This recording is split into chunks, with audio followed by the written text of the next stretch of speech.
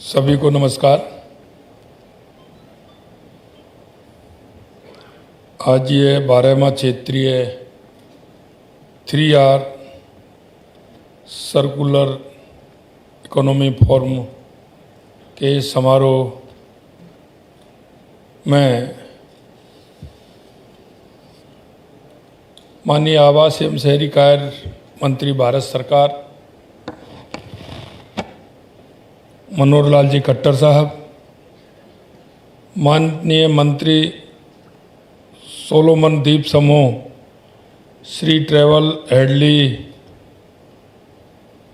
मने भागा जी, आदरणीय मंत्री तुवालू श्री मायना बकाफुआ तालिया, माननीय उपमंत्री जलवायु परिवर्तन मालदीव श्री अहमद निजाम जी, माननीय मंत्री शहरी विकास आवास मध्य प्रदेश सरकार माननीय कैलाश विजयवर्गीय जी, माननीय मंत्री शहरी विकास उत्तराखंड सरकार प्रेमचंद अग्रवाल जी, माननीय शहरी स्थानीय निकाय मंत्री हरियाणा सरकार विपुल गोयल जी, माननीय मंत्री शहरी विकास राजस्थान सरकार श्री जावर सिंह जी खर्रा साहब, सचिव एचयू आवास एवं शहरी कार्य मंत्रालय भारत सरकार श्री निवास कटी की थाला जी, सम्मानित सभी अतिथिगण, विशेषज्ञगण, इस एशिया प्रांत क्षेत्र के लिए 12वें क्षेत्रीय 3R और सर्कुलर इकोनॉमी फोरम के इस विशिष्ट मंच पर आप सभी का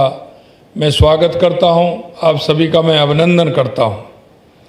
विशेष रूप से माननीय आदरणीय मनोहर लाल जी खट्टर जी का मैं राजस्थान की धरती पर स्वागत करता हूं और इस आयोजन के लिए उन्होंने जयपुर को चुना, इसके लिए उनका आभार व्यक्त भी करता हूं। क्यों इस तरह के कार्यक्रम आयोजित होते हैं, आयोजन होने से उस प्रदेश के अंदर उत्साह और ऊर्जा का संचार होता है। यह मंच पर्यावरण संरक्षण के लिए सर्कुलर सोसाइटी की दिशा में ठोस कदम उठा रहा है। वे न केवल राजस्थान या भारत के लिए बल्कि पूरे क्षेत्र के लिए अत्यंत महत्वपूर्ण है। वर्तमान समय में हमारी पृथ्वी के सामने सबसे बड़ी चुनौती जलवायु परिवर्तन, प्रदूषण और संसाधनों की कमी है। इन समस्याओं का समाधान करने के लिए हमें एक नवीन दृष्टिकोण अपनाने की आवश्यकता है। इस दृष्टिकोण को ध्यान में रखते हुए 3R सर्कुलर इकोनॉमी फोरम की स्थापना की गई है। 3R का अर्थ रिड्यूस, रीयूज और रिसाइकिल, ये तीनों शब्द हमारे दैनिक जीवन में संसाधनों का संरक्षण और पुनर्चक्रण के लिए प्रेरित करते हैं। सर्कुलर इकोनॉमी फोरम के उद्देश्य भी यही हैं: संसाधनों का संरक्षण एवं पुनर्चक्रण करना, पर्यावरण प्रदूषण को कम करना, संसाधनों की कमी को रोकना और आर्थिक विकास को बढ़ावा देना। संसाधनों के कुशल पुनः उपयोग हेतु सतत विकास के जिन लक्ष्यों के साथ आप काम कर रहे हैं, वे मौजूदा समय की महती ज़रूरतें भी हैं। हम देख रहे हैं कि पिछले 50 वर्षों में प्राकृतिक संसाधनों को दोहन अभूतपूर्व रूप से बढ़ा है। उनका दोहन बहुत बड़ा है। 1970 के बाद संसाधनों का उपयोग लगभग 400% बढ़ गया है और अनुमान है कि अब तक ये 106 बिलियन टन के आंकड़े को भी पार कर चुका होगा। इसमें भी बढ़कर चिंता की बात यह है कि इनमें से 90% से अधिक संसाधन बर्बाद हो जाते हैं और केवल 8.6% ही वैश्विक अर्थव्यवस्था में वापस आ पाते हैं। यह स्थिति धरती को संकट में डाल रही है और जलवायु परिवर्तन, जैव विविधता की हानि एवं प्रदूषण जैसी समस्याएं गहराती जा रही हैं। एशिया प्रशांत क्षेत्र दुनिया का सबसे अधिक आबादी वाला क्षेत्र है। पूरी दुनिया में जितना विकास हो रहा है उसका 2/3 यहीं हो रहा है। लेकिन इस तेज आर्थिक प्रगति ने हमारे जंगलों को कम कर दिया, जल संसाधनों को कम कर दिया, जैव विविधता को खतरे में डाल दिया। इन चुनौतियों से निपटने के लिए सर्कुलर इकोनॉमी की अत्यंत प्रभावी तरीका है, क्योंकि आज के समय में आप देख रहे हैं औद्योगिकरण के कारण या हमारी आवश्यकता के कारण हमारे घटते हुए जंगल, घटते हुए हमारे पहाड़, सिकुड़ती हुई हमारी नदियाँ, ये हमारे वायुमंडल पर बहुत प्रभाव डाल रही हैं। हमने इसके संरक्षण के लिए निश्चित रूप से काम करना है। हमारी संस्कृति में हम पहाड़ों को भी पूजते हैं, हम नदियों को भी पूजते हैं, हम वृक्षों को भी पूजते हैं, और इसीलिए हमने इन सभी में देवता का वास भी मानते हैं, और उसके आधार पर हमारी संस्कृति में इन सबका संरक्षण करना बहुत आवश्यक होता है। अगर हम उनका संरक्षण करते रहेंगे तो हमारा वायुमंडल शुद्ध होगा, अच्छा होगा, और हमें इसकी चिंता भी करनी चाहिए। मैं इसलिए कहना चाहता हूँ कि अगर हम देखेंगे हमारे पुराणों में, हमारे वेदों में, तो इनको हमने जो संज्ञा दी है, एक देवता के रूप में संज्ञा दी है, क्योंकि नदियाँ हमें पानी देती हैं, जंगल हमें फल भी देते हैं, हमारे वायु को शुद्ध होती है हमारा। और हम ये देखें कि पहाड़ों से, नदियों से और वृक्षों से हमें बहुत कुछ मिलता है। हमारा वायुमंडल शुद्ध रहता है, और उस वायुमंडल के शुद्ध रहने से व्यक्ति भी स्वस्थ रहता है।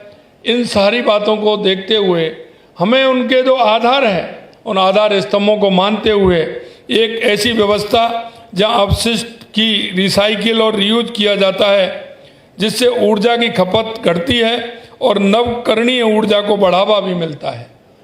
हमें उनको कम नहीं कर सकते, लेकिन उनका उपाय जरूर आवश्यक है। अगर हम उनका उपाय करेंगे तो निश्चित रूप से हमारा वायुमंडल शुद्ध भी होगा। भारत सरकार ने इस दिशा में कई महत्वपूर्ण कदम उठाए हैं।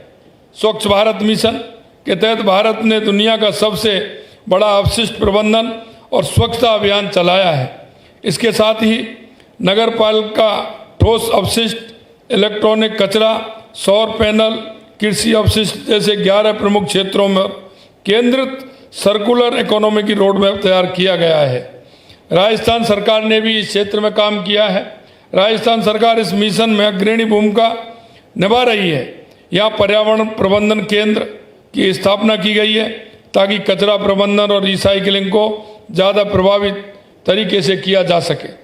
राज्य में ट्रीटेड वाटर के उपयोग के लिए नई नीति तैयार की जा रही है। मुख्यमंत्री सद्भावना केंद्रों के जरिए नागरिकों को अनुपयोगी वस्तुओं के दान और पुनः उपयोग की सुविधा दी जा रही है। हमने राजस्थान में कचरा प्रसंस्करण की क्षमता को 21 लाख मैट्रिक टन से बढ़ाकर इसके दुगने से भी ज़्यादा यानी करीब 45 लाख मैट्रिक टन करने का लक्ष्य रखा है। वेस्ट टू एनर्जी योजनाओं के तहत कंपोस्ट, आरडीएफ और जैविक उर्वरक उत्पादन पर जोर दिया जा रहा है। शहरी क्षेत्रों में एमआरएफ प्लांट्स के जरिए प्लास्टिक और रिसाइकिल योग्य सामग्री को अलग किया जा रहा है, और एक समेकित व्यवस्था के तहत ई वेस्ट, बैटरी वेस्ट और खतरनाक कचरे का निस्तारण किया जा रहा है। पुरानी लैंडफिल साइट से 88 लाख क्यूबिक मीटर कचरे का निष्पादन कर 326 एकड़ भूमि को पुनः उपयोग के लिए मुक्त किया गया है। राजस्थान ने ग्रीन टेक्नोलॉजी और सतत विकास में भी पहल की है। आपको ये जानकर खुशी होगी कि राजस्थान पहला राज्य है जिसने ग्रीन बजट पेश किया है, और उसमें 27,854 करोड़ रुपए ग्रीन परियोजना के लिए निर्धारित किए गए हैं। 250 करोड़ रुपए के निवेश के साथ सर्कुलर इकोनॉमी पार्क और स्वच्छ एवं हरित तकनीकी विकास केंद्र स्थापित किए जा रहे हैं। हम सर्कुलर इकोनॉमी इंसेंटिव स्कीम लेकर आएंगे, जो हमारी एमएसएमई और स्टार्टअप को 2 करोड़ रुपए तक की सहायता देगी। इसके साथ ही राजस्थान व्हीकल स्क्रैपिंग पॉलिसी पुराने वाहनों के निष्पादन को बढ़ावा देगी।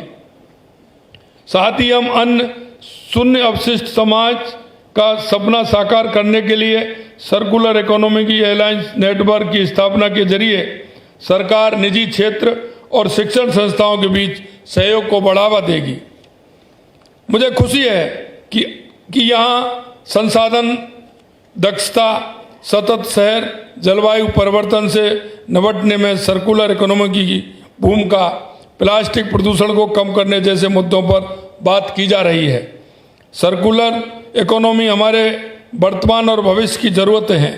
पर्यावरण को बचाने के साथ साथ आर्थिक स्थिरता और सामाजिक विकास का आधार भी बनेगी।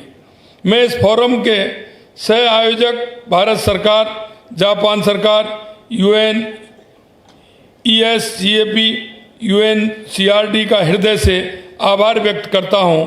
मेरा सभी प्रतिभागियों से आग्रह है कि इस मंच पर जो चर्चाएं हुई हैं उन पर ठोस कार्य योजना तैयार करने के लिए काम करें।